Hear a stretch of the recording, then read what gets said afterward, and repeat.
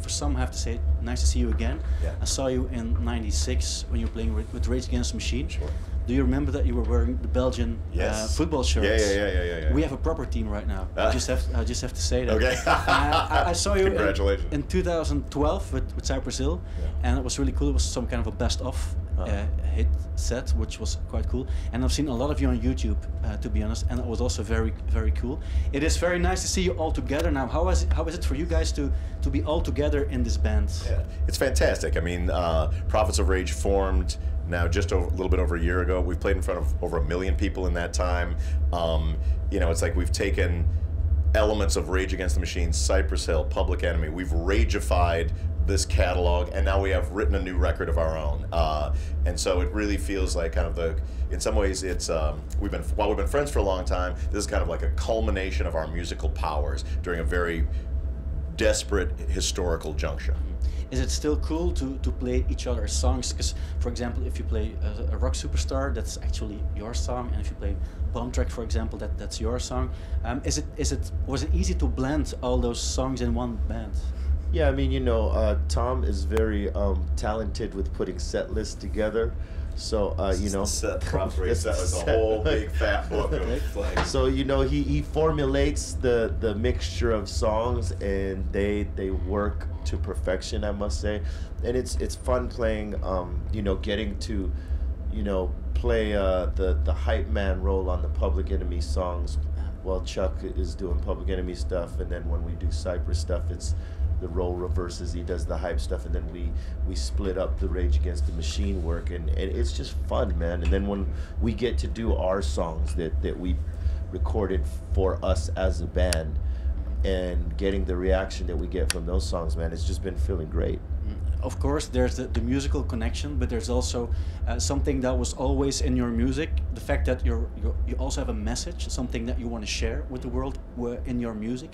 Is it do you agree on all things that you were always fighting for or working? Well, I'd say generally yes, but the thing that we agree on, you know, overall is that the world is not going to change itself. That's up to you. That's up to us.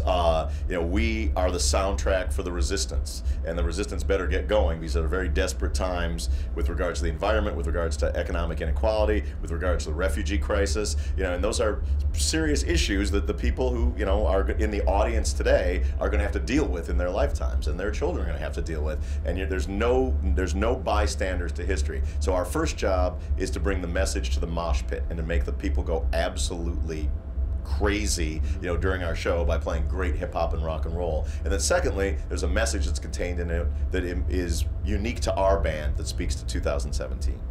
Is it hard when you have this message and you put it in your music, that people who are on a festival and they like to party, they like to drink, they don't always understand what you're really saying?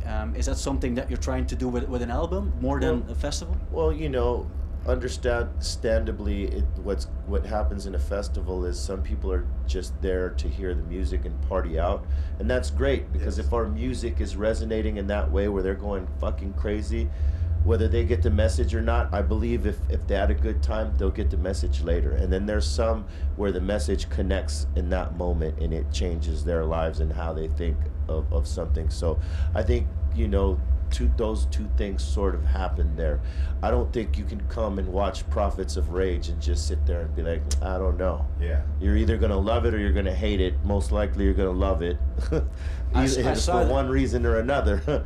But, you know, it's been fun to see, like, you know, how these people are you know, reacting to the music. It's not like we go out there and give a college lecture. We're out there to kick everybody's ass. You're never out there to be the second best band on any bill. We're there to turn the place upside down, first and foremost. In the 90s, there was a strong message from Cypress Hill to legalize marijuana in the States. I guess that message... It worked. You did it. You did it. Music changed the world. Is there something else you want to change in the world? Change the world, man. I mean, the world needs changing. People need to wake up, really. You know, you could live your life with your eyes closed, but the scary things don't go away when you open them back up.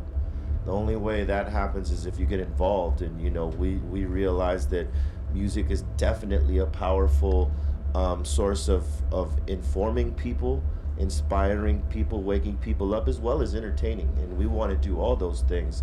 So, you know, the fact that our band was one of the many who contributed to that legalization movement, we realized that the music is a strong form of communication, that it can get through to people and get people motivated. So, you know, the world right now in the state that we're in, not just in America, but like in the world, you know, people need to speak out. And so, you know, we have this platform that's amazing and people are reacting and connecting to it.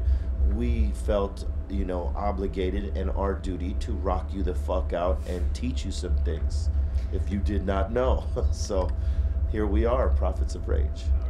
And what I like is the fact that you guys are really involved. When you have some time off, you're trying to make a difference. That's also what you do when you're on tour.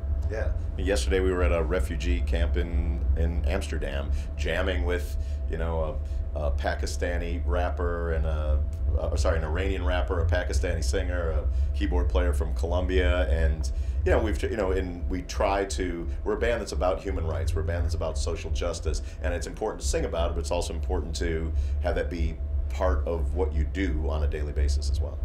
I'm sorry, is there something for you that you still would like to achieve with making music, or something you would like to change in the world? Just more consciousness and reach more parts of the globe. Like Tom said, I mean, we're there to throw down first and, you know, tear shit the fuck up, and reaching these parts of the, you know, touring these parts of the world and looking into the crowd and seeing these people, even if they don't get the message right then, like B was saying, they'll get it later. You have no choice at this point. But we come there, we destroy, and we move on to the next city. So that's a good thing. And now you're back in Belgium. We saw you many times in Belgium in several groups. Is there something you still think about when you hear Belgium? Yeah, I mean, this particular festival is one that, you know, I've rocked a number of times with different bands, and it's a ton of people out there, and we can't wait to get at it. Last time you were here, it was with another band, and there was some sad things happened. Is there still something you think about a lot?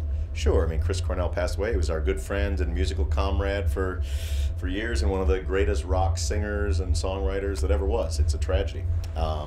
We pay homage to him at every show we do, and we'll do that today to both celebrate his life and kind of allow everybody to mourn together.